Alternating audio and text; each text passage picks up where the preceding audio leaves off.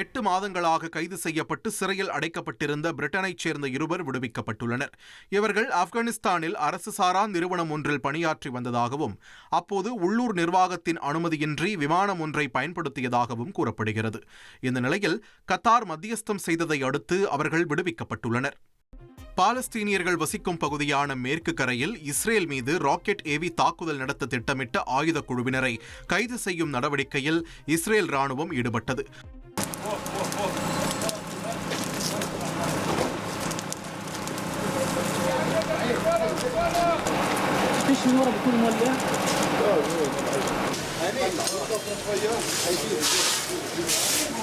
அப்போது அந்த பகுதி முழுவதும் வானில் புகை மேகங்கள் எழுந்த காட்சிகளும் கட்டடம் ஒன்றில் ஏற்பட்ட தீயை தீயணைப்புத் துறையினர் அணைக்கும் முயற்சியில் ஈடுபட்ட காட்சிகளும் வெளியாகியுள்ளன.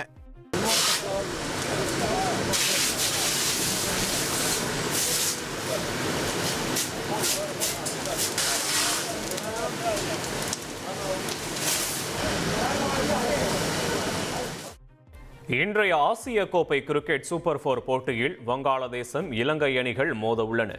17வது ஆசிய கோப்பை 20 ஓவர் கிரிக்கெட் போட்டி துபாய் மற்றும் அபுதாபியில் நடந்து வருகிறது.